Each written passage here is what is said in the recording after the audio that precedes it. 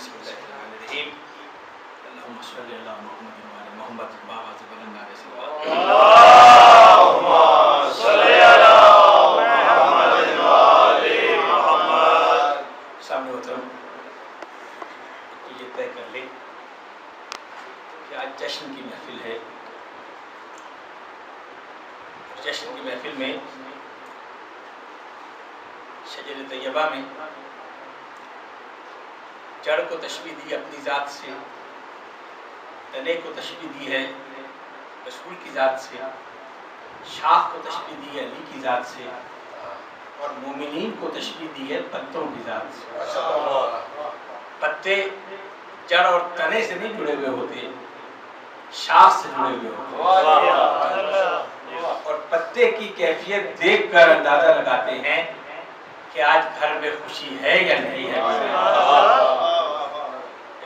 پرانا کی کہاوت ہے کہ پتے اگر تر و تازہ ہوں تو شجر کی تر و تازگی کا خیال آتا ہے، اور اگر پتے مرجھائے ہوئے ہوں اس وقت کیفیت بدل جاتی. آج تو کم سے کم جو علی سے جڑے ہوئے ہیں ان کے چہرے پر تو رونق ہونی چاہیے.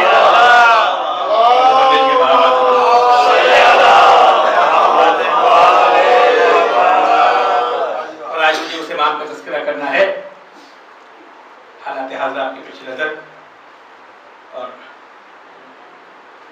20-25 منٹ میں رضا بھائی 2-3 اور پڑھ لیتے تو مجھے اور آسانی ہو جاتی ہے، لیکن 20-25 منٹ میں انشاءاللہ یہ منزل اپنی ختام تک پہنچوں گا. جس امام کا تذکرہ کرنا ہے اس امام کا نام ہے امام نبی علیہ السلام. اللہم صلی علی محمد و علی محمد. کی تفصیلات بعد میں عرض کروں گا.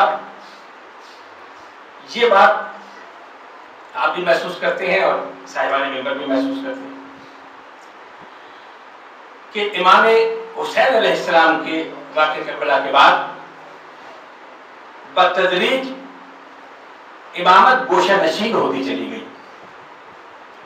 یوں سمجھیے کہ جس کی بنیاد مولا کائنات نے رکھی تھی اس کا نقطۂ کمال کا بڑا ہے.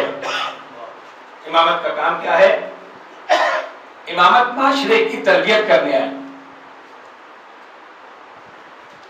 جب تک معاشرے کی تربیت کے لیے کسی ہادی کی ضرورت رہی وہ مولا کائنات میدان میں بھی نظر آئے، ممبر پہ بھی نظر آئے. ایک تربیت گاہ ہے کہ انسان کو جس مقصد کے لیے پیدا کیا ہے وہ اپنے پاؤں پر تب کھڑا ہونا سیکھے گا، تب وہ فیصلہ خود کرے گا. ہر بات جا کے امام سے پوچھا اور امام نے اس کا حل بتا دیا، لیکن امام چاہتی ہیں کہ جو سلسلہ ہدایت ہے وہ معاشرے کو اپنے پاؤں پر کھڑا ہونا سکھا کر پردہ غیب میں چلا جائے. بزرگان محترم کہ دیکھ تو سکے کہ جو کچھ سکھایا گیا ہے اس میں کتنے حد تک کامیاب ہو. کربلا وہ منزل ہے جہاں امام نے چراغ گل کر کے اختیار دیا تھا کہ اب تمہیں اس تربیت گاہ میں اتنا عرصہ ہو گیا، فیصلہ تم نے کرنا ہے کہ جنت تم نے اختیاری حاصل کرنی ہے یا رضا سے حاصل کرنا ہے. وہ کربلا وہ مقام ہے جہاں انسان کی تربیت اپنے کمال پہ نظر آتی، جہاں دوزخ کی طرف جانے والا ایک جنبش میں جنت کی طرف روانہ ہو جاتا ہے، جہاں غلام حر بن جاتا ہے. اس کے بعد امام موسیٰ کاظم علیہ السلام کی دیکھیں جہاں تک تاریخ ہے تھوڑی سی، اس لیے میں بیدار کر رہا ہوں. شعروں میں تو شاید تاریخ بیان نہ کی جا سکے، اور شعروں میں بھی جو شعر بیان کیے جاتے ہیں اس پر بہت سے چہرے اترنے شروع ہو جاتے ہیں کہ یہ کہہ کیا رہے ہیں، وہ بھی انشاءاللہ ایک الگ موضوع ہے. لیکن مجھے آج مائک سمیت یہ دعا کرنی ہے کہ میری حاضری قبول ہو جائے اس بار کا. ایک دفعہ آواز بلند نعرے.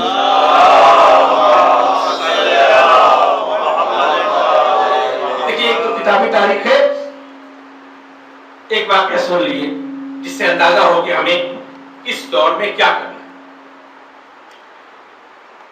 ابن سکین امام تقی علیہ السلام کے صحابی اور امام نقی علیہ السلام.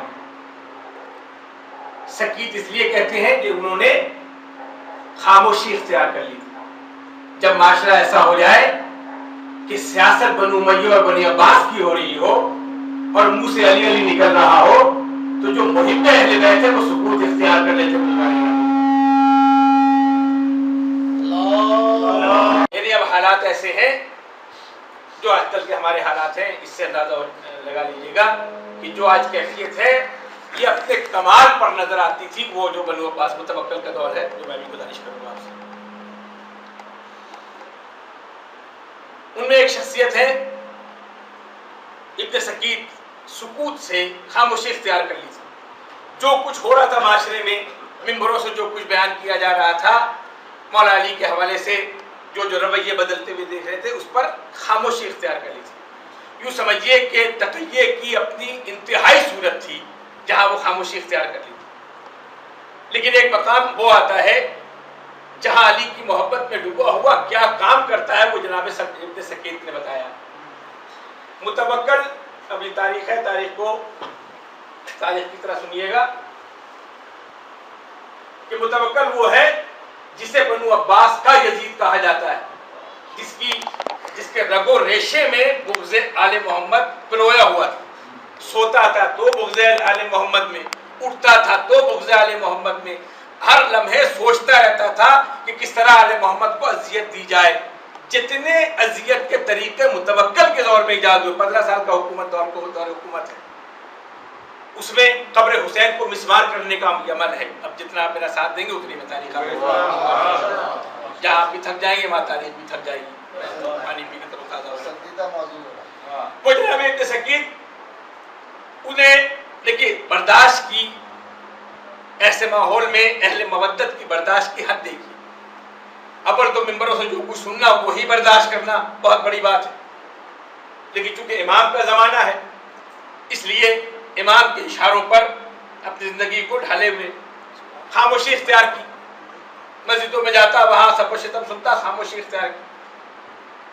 جب ظلم انتہا کو پہنچ گیا کہ یہ اس کے قدم میں پائے ثبات میں لغزش نہیں آتی، حجر ابن عدی کے بارے میں نے پچھلی بار عرض کیا تھا کہ وہ شخصیتیں ہیں جو ہمارے جذبہ ایمان کو اور مہمیز کرتی ہیں۔ ظلم کی انتہا کی کہ اب تمہاری ذمہ داری یہ ہے کہ تم متوکل کے دونوں بیٹوں کو پڑھاؤ گے۔ ابو جہل کی اولادوں کو علی کے ماننے والے پڑھائیں بزرگان محترم، اس سے بڑھ کر اور امتحان ہو نہیں سکتا۔ تو اب جب پڑھانے کی بات آئی تو پڑھاتے رہے، جس طرح وہ پڑھتے رہے وہ پڑھاتے رہے۔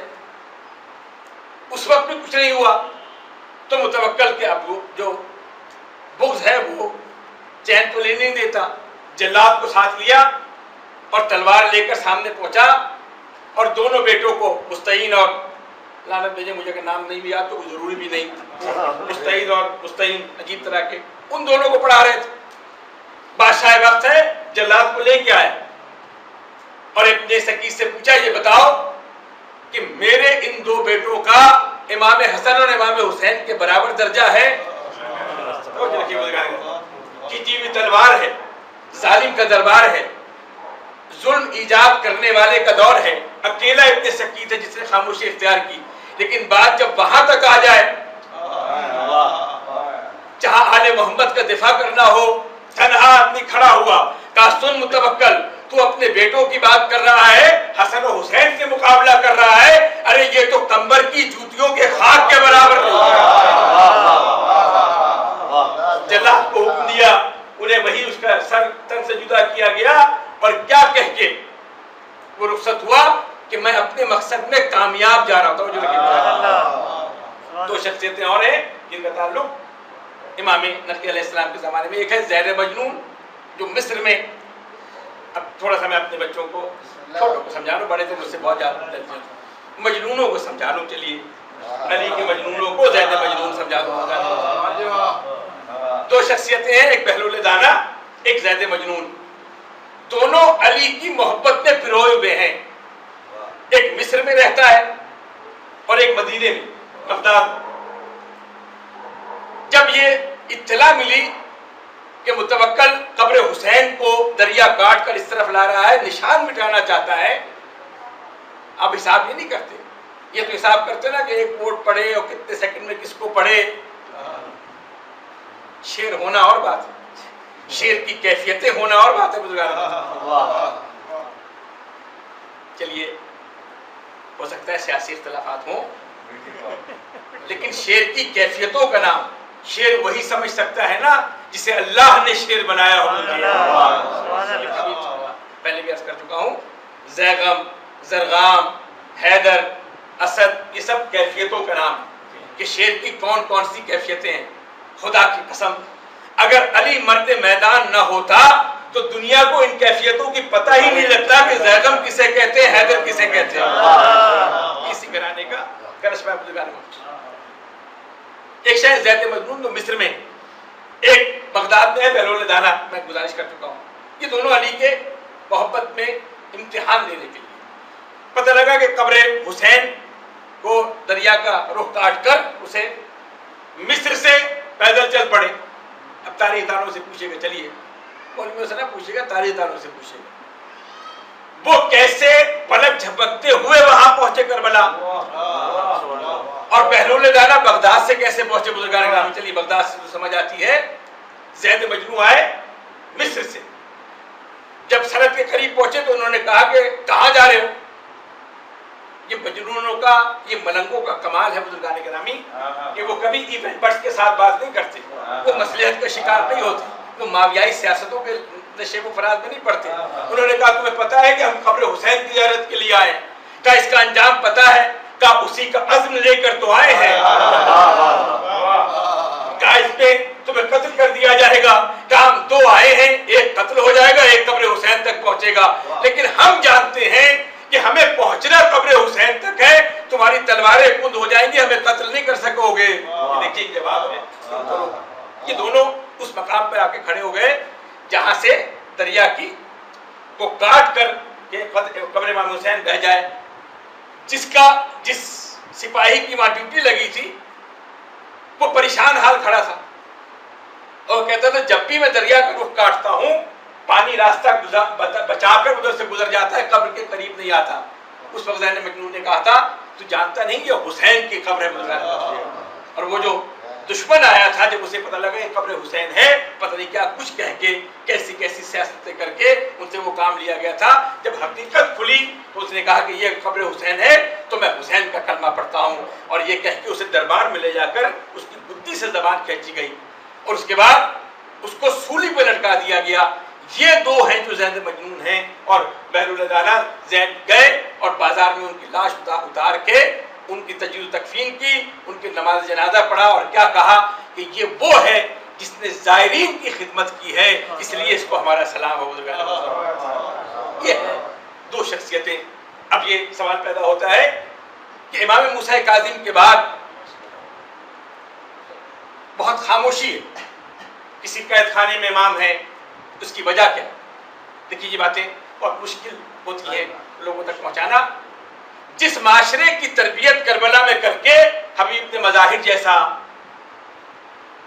جون حبشی جیسے، حر جیسی شخصیتوں کو پیدا کیا، وہ اسی معاشرے سے ہے۔ یعنی اب معاشرہ اس قابل ہو گیا ہے کہ وہ اپنے پاؤں پر کھڑا ہو کر فیصلہ کر سکتا ہے۔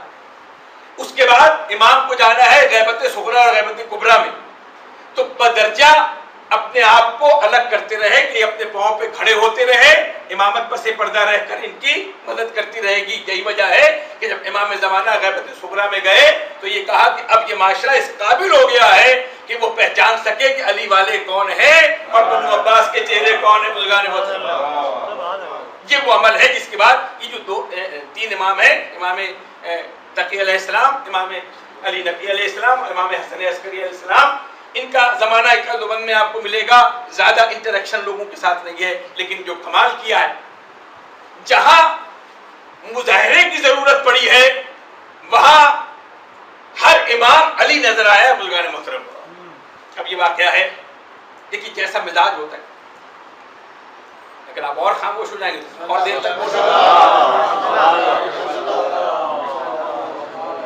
مزاج کیا ہے؟ میں بارہ گزارش کرتا ہوں کہ جو لوگ نیزہ پر کٹے ہوئے سر کو قرآن پڑھتے ہوئے دیکھ کر نہ مانے، لوگ نیزہ پر کوئی نئی بات نہیں کرنا بزرگان محترم، سورہ کہف کی تلاوت کر رہے ہیں، مولا کائنات امام حسین علیہ السلام کٹے ہوئے سر سے سورہ کہف پڑھی جا رہی ہے، اور اس کو سن کے جو نہ مانے ان کی نسلوں میں متوکل جیسے کیسے مان سکتے ہیں کہ یہ علی والے بزرگان متوکل. لیکن کمال، جہاں ضرورت ہے وہاں اتنا عمل امام نے کیا. امام نقی علیہ السلام ہند سے ایک جادوگر، ہندو جادوگر بلایا. سارے جادوگر اسی علاقے میں ملتے ہیں بزرگان متوکل، جتنے کرشمہ ساتھ کمال کا جادوگر. اسے خریدا گیا مسمرائز کرنے کے لیے. جادوگر کا میں آج کی طرف اصطلاح استعمال کر، ایسے لوگوں کی قیمت لگائی جاتی منڈیوں میں بزرگان متوکل. انہیں خرید کر دربار میں رکھا گیا، انہیں پالا گیا، باقاعدہ کھلایا پلایا گیا کہ تمہیں ایک کام کرنا ہے. فرزند رسول جب آئے دربار میں تو اسے نعوذ باللہ رسوا کرنا. دسترخوان بچھایا گیا، اس پر روٹیاں رکھی، کھانا چنا گیا. امام کا استقبال کیا، امام نقی علیہ السلام کا، اور انہیں دسترخوان پر بچھایا. امام نے روٹی کی طرف ہاتھ بڑھایا. دیکھیے اس کو محبت کے ساتھ سنیے گا.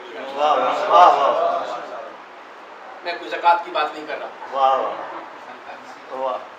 خبز کا حساب نہیں کر رہا، گھبرائیے گا نہیں، یہ کتابوں میں اسی طرح لکھا ہوا ہے. امام بیٹھے. ارے جس کی دادی کے ہاتھوں میں کائنات کا رزق ہو بزرگان محترم، جس کی روٹیاں کوئی بات ہے اس ہاتھ میں کہ ملائکہ لینے کے لیے آتے ہو، اس کا بیٹا دسترخوان پہ بیٹھا تو جادوگر نے اپنی تمام تر کیفیت کو استعمال کر کے جو علم تھا کالا علم، اس سے روٹی کو اڑا دیا. امام نے ہاتھ بڑھایا اور تھوڑی سی سبکی ہوئی، امام کے ہاتھ میں روٹی نہیں آئی. دوبارہ امام نے تعامل کا مظاہرہ کیا، دوبارہ ہاتھ بڑھایا، پھر وہ روٹی ہاتھ سے چلی گئی. 2 دفعہ یہ عمل دیکھا. اس کے بعد قالین پر ایک شیر بنا ہوا. امام نے اشارہ کیا، وہ شیر زندہ ہوا. اس میں کچھ سوچنے والی بات نہیں کہ شیر زندہ کیسے ہو گیا. ارے جب میں زندہ شیر کی بات کر رہا ہوں بزرگان میلاد ہے، میلاد پڑھنے دیجیے. کندھوں پہ اٹھائے ہوئے شیروں کی بات نہیں کر رہا. امام نے اشارہ کیا، قالین پر بنا ہوا شیر آیا اور اس جادوگر کو نگل گیا. جب نگل گیا جادوگر تو متوکل پریشان ہو گیا. کہا فرزند رسول اسے واپس بھیج دے. کہا موسیٰ کے اژدہے نے اگر سانپوں کو نگل دیا ہوتا تو یہ بھی واپس آ جائے گا. یہ جواب دیا. امام باہر نکل گئے بزرگان محترم. یہ وہ کیفیت تھی، دہشت کاری ہو گئی. مرا کیسے متوکل؟ بیماری ہوتی ہے بغض آل محمد، بغض آل محمد بیماری ہوتی ہے. جب سارے ہتھ کنڈے استعمال کر چکا اور کوئی طریقہ نہیں رہا تو اب رات کو سوتے ہوئے سوچتا تھا کہ اب کوئی طریقہ ایجاد کرے. ایک دفعہ اسی عالم میں، دیکھیں اب یہ ممبر پر میری تہذیب اجازت نہیں دیتی، بیوی کا نام لیتے ہوئے بہت احتیاط کیا. میں ایک طالب علمانہ گفتگو آپ کی خدمت میں پیش کرتا ہوں. ہر جگہ بیوی کی قسم کھا کر بیوی کے حوالے سے بات کرتے ہوئے احتیاط برتا کی. اس نے بغض کی انتہا میں آ کر اس بیوی کو جو کائنات کی ملکہ ہے اس کی شان میں نازیبا الفاظ کہے. متوکل تاریخ ہے بزرگان محترم. اللہ ذلیل کیسے کرتا ہے. 3 بیٹے تھے، 3 بیٹے میں وہ بیٹا جو تخت پر نظر رکھے ہوئے تھا وہ گیا مولویوں کے پاس. کہا یہ بتائیے کہ جو جناب سیدہ کی شان میں گستاخی کرے وہ واجب القتل ہے یا نہیں ہے؟ لیکن ریکارڈ ہو رہا ہے، حوالے کر رہا ہوں. پوچھ کون رہا ہے؟ اس کا سلسلہ بھی دیکھیے. کاش وہ صرف باپ تک محدود نہ رہتا. جملہ کیا ہے؟ سب کو جمع کیا، چلے کہیں سے ایک سہارے کی آواز تو آئی. جمع کیا اور پوچھا یہ بتائیے کہ جو جناب سیدہ کی شان میں گستاخی کرے وہ واجب القتل ہے یا نہیں ہے؟ فتویٰ فروشوں نے فتویٰ دیا کہ بالکل واجب قتل ہے. لیکن ایک بات سن لینا، جو باپ کو قتل کرے اس کی عمر کم ہو جاتی ہے. اس نے کہا بھلے عمر کم ہو، باپ سے تو نجات ملے. بزرگان محترم جرم کیا ہے؟ تخت میں بیٹھنا تھا کہ جو پھر دوہرا رہا ہوں. یہ بتائیے متوکل کا دور ہے 232 سے لے کر 247 تک ہجری میں 15 سال کا عرصہ ہے. عباس بھائی وکیل ہیں، دلیل یہ دیں گے آپ کو اور یہ باقی دلیل ان سے پوچھے گا. 15 سال محیط ہے. 15 سال میں پوچھ کیا رہا ہے کہ جو جناب سیدہ کی شان میں گستاخی کرے وہ واجب القتل ہے یا نہیں ہے؟ 247 ہجری کے علماء کرام متفقہ طور پر فیصلہ دے رہے ہیں کہ کہ بے شک تیرا باپ ہے وہ واجب القتل ہے. کاش پوچھ لیتا کہ کیا واجب القتل کے ساتھ ساتھ واجب لعنت بھی ہے یا نہیں ہے. فتویٰ دینے کے بعد اسے قتل کیا, اس کے بعد تخت پہ بیٹھا اور بعد میں انجام اس کا بھی وہی.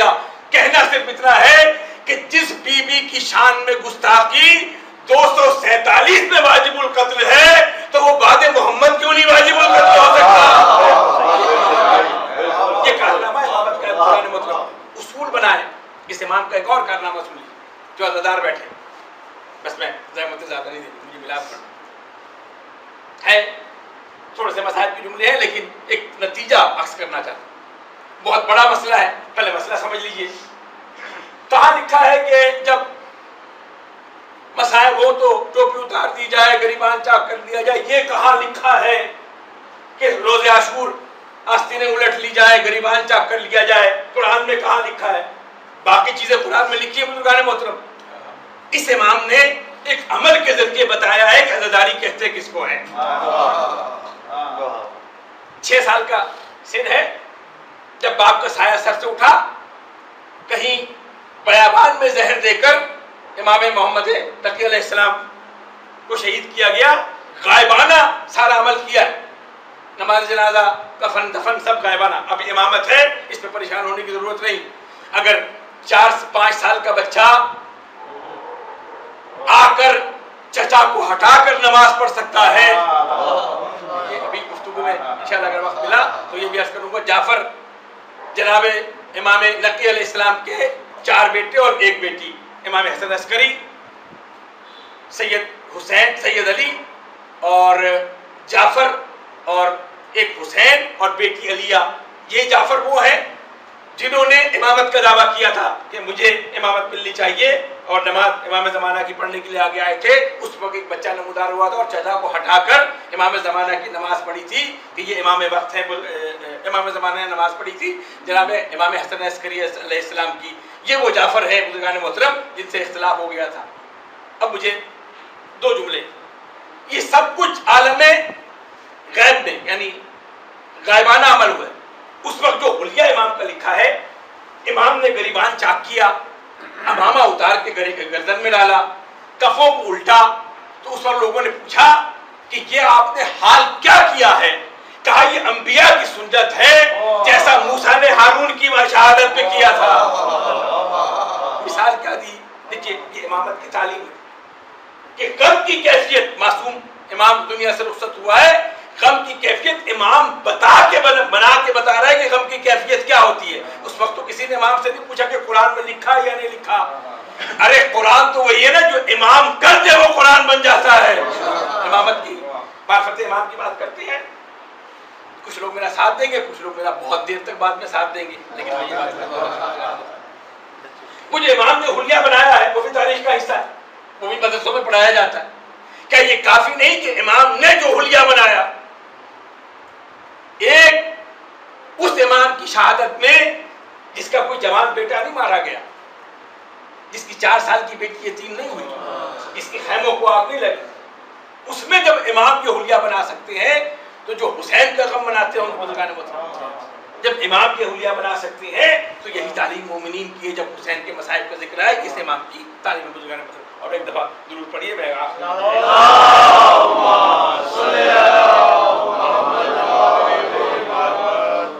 کچھ باتیں ایسی ہیں جو اس محفل میں بیان کرنا ضروری ہے. دیکھیے بہت سے معجزات آپ کو ملتے ہیں, بہت سے لوگ خاموشی اختیار کر لیتے ہیں. خدا کرے کہ امام کو امام کے ماننے, جو امام کو جس طرح ماننا ہے مولا کائنات کو, قبر کی منزلوں تک وہی عقیدہ سلامت رہے. اس پر بھی بحثیں ہیں کہ یہ شیر قلیم زندہ کیسے ہو گیا. پیش امام اشارہ نہیں کر رہا, امام اشارہ کر رہا. اس پر تو حیرت ہے کہ شیر زندہ ایک قصے کہانیاں سنا کر آپ مومنین کو اصل عمل سے ہٹا رہے. لمبی ہو جائے گی بات بزرگان محترم. کسی امام نے کبھی الیکشن میں حصہ لیا بزرگان محترم؟ یہ عجب حادثہ ہو گیا, ووٹ واجب علی مستحب ہو گیا بزرگان محترم. کہنے کی اجازت ہے؟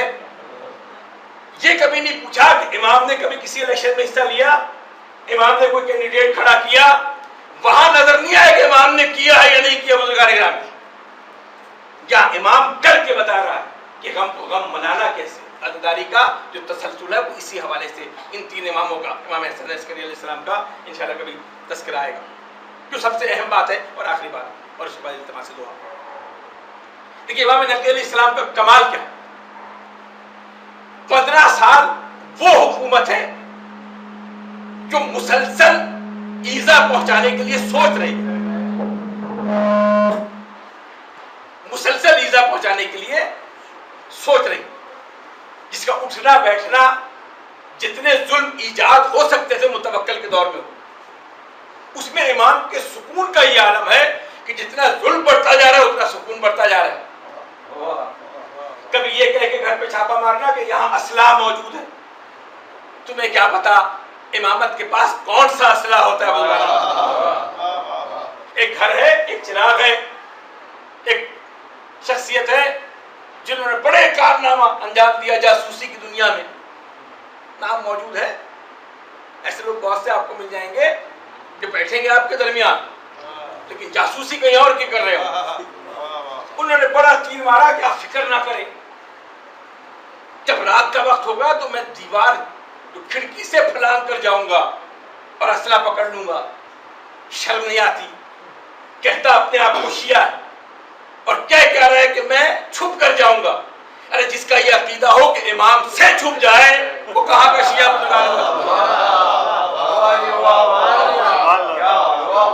کھڑکی سے رات کے اندھیرے میں کھڑکی سے کودا تھا کہ آواز آئی ٹھہر جا میں تجھے چراغ لا دیتا ہوں، اور امام نقی علیہ السلام نے نام لے کر پکارا.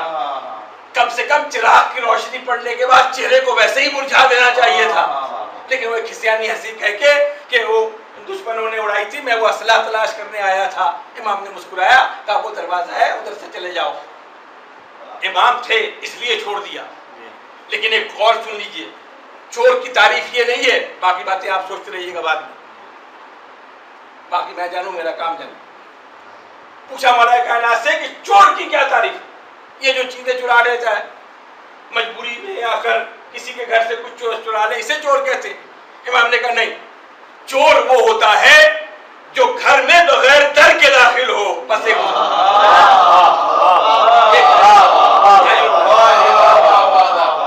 مولا کا قول ہے، باقی تو سارے مولا کے قول یاد ہیں آپ، یہ بھی تو مولا کا قول ہے اور یہ بھی مولا علی کا قول ہے.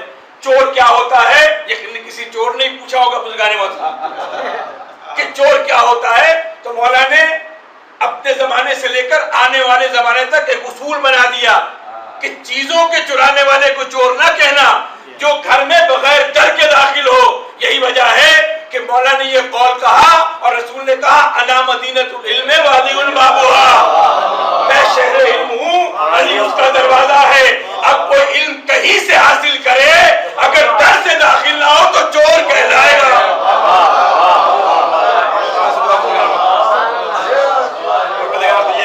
اس بزم کا واسطہ، اس ذکر کا واسطہ، اس امام کا واسطہ، اس 12ویں معصوم اور 10ویں امامت کے چراغ کا واسطہ، مدینے کے سے فاصلے پر دو باتیں دعا کے ذیل میں آ جائیں اور شاید اس کا حوالہ بھی بن جائے.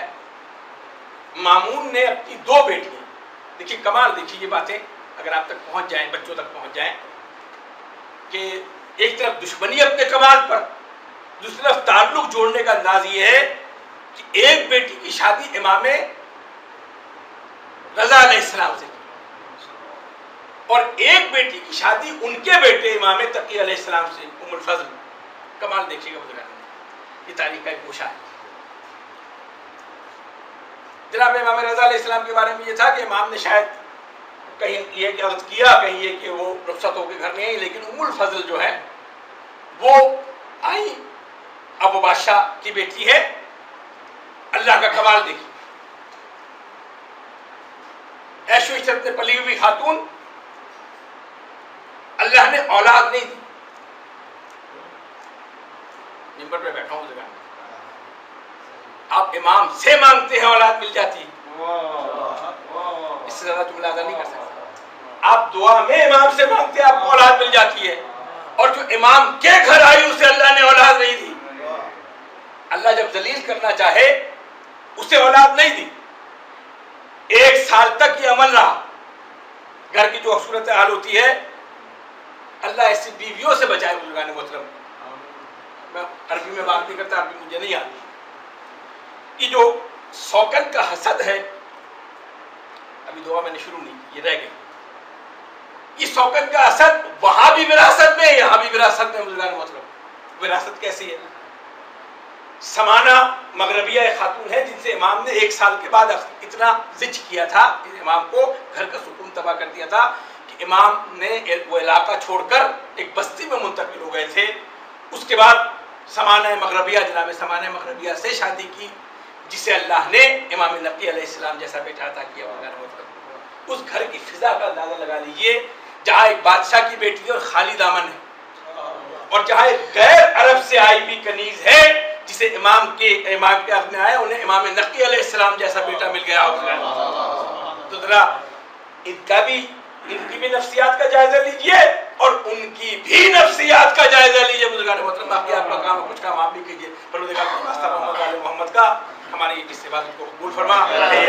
اس طرح اماموں کا تذکرہ اس بہانے ہو جاتا ہے، اور یہ وہ امام ہیں جن کے بہت کم تذکرے ہوتے ہیں بزرگان محترم، جن کی قید و بند میں زندگی گزری ہو، اذیتوں میں زندگی گزری ہو. پروردگار ان کا تذکرہ اگر چند مومنین کر لیں تو دعاؤں کی استجاب کا ذریعہ بنتا ہے. پروردگار اس امام کا واسطہ، تجھے امام زمانہ کا واسطہ ہماری دعاؤں کو مستجاب فرما. خوشی ہوئی ہے حضرت امام نقی علیہ السلام کے گھر میں آج وہ بیٹا پیدا ہوا ہے جسے منصب امامت جس کو سپرد کرنا ہے. پروردگار زیدی صاحب کو میں بار بار گزارش کرتا ہوں، جب بڑے گھر میں خوشی ہوتی ہے تو دعا نہ مانگا کرو، چھولی پھیلا کر کھڑے ہو جایا کرو، اس لیے کہ تم جو مانگو گے وہ تمہاری استطاعت ہوگی، وہاں سے جو ملے گا وہ ان کی عطا ہوگی. پروردگار تجھے اس امام اس مولود کا واسطہ ہمارے گناہوں کو بخش دے. ہماری بہن ذاکرہ اہل بیت جناب نگار رضا تکلیف میں، پروردگار تجھے واسطہ باب مدینہ العلم کا، تجھے واسطہ باب الحوائج کا، تجھے واسطہ سکینہ بنت حسین کا، ہماری ذاکرہ کو عمر طویل عطا فرما، عمر عاجلہ عطا فرما. ایک مرحومہ عظمیٰ کبیر بنتے کبیر احمد، پروردگار ان کے بھی آج برسی کا ایصال ثواب کا دن ہے. پروردگار اس ذکر کے صدقے میں آل محمد کے فضائل و مصائب، فضائلی مصائب و مصائب فضائل ہیں. پروردگار اس امام کے صدقے میں ان کے درجات عالیہ بلند فرما، جناب سید جگہ عطا فرما. جہاں جہاں یہ فرش عزائے حسینی بچتی ہے، جہاں آئمہ کا ذکر ہوتا ہے، پروردگار ان گھروں کو قیامت تک آباد و شاد. اس امام کے ذکر کی یہ محفل ہے بزرگان گرامی، جس نے 6 سال کی عمر میں یتیمی دیکھی اور پھر ذکر کو ترستا رہا. وہ امام جس نے کبھی کسی نے بازار میں محبت کے 2 جملے نہیں کہے. پروردگار اس امام کا ذکر ہو رہا ہے. پروردگار یہ واسطہ محمد والے محمد کا ہماری دعاؤں کو مستجاب فرما اور امین کی مغفرت فرما. ایک دفعہ سورہ الحمد اور ایک دفعہ سورہ، ایک دعا اور کر لیجیے بزرگان گرامی. میرے بچوں نے مجھے کہا ہے، میرے بچوں سمیت جو امتحانی مراحل سے گزر رہے ہیں، پروردگار تجھے واسطہ اس در کا جسے در اہل بیت کہتے ہیں، تجھے باب علم کا واسطہ ان تمام مومنین بچوں کو کامیابی عطا فرما، دنیا میں بھی کامیابی عطا فرما اور دین کی اور دنیا کی. پروردگار جو حالات سننے میں آ رہے ہیں اس پہ گھبرائیے گا نہیں. جتنے اندھیرا گہرا ہوتا جاتا ہے اتنی محبت کی شعاع اور بلند ہوتی چلی جاتی ہے. باریک سے باریک روشنی کی کرن بھی گہرے اندھیرے میں پہچانی جاتی ہے. ہمارے دلوں میں علی کی محبت کا وہ چراغ جو ماؤں نے دودھ میں ہمیں پلایا اسے روشن کر. دشمنوں کی سازش محفوظ رکھ. واسطہ محمد والے محمد کا ہمارے گھروں کو آباد اور شاد رکھ. ایک جشن کا اعلان کرتے ہیں 18 جشن میلاد 18 ہفتے کو 8:30 بجے. ساری بات آپ کر ہی دیں. بعد میں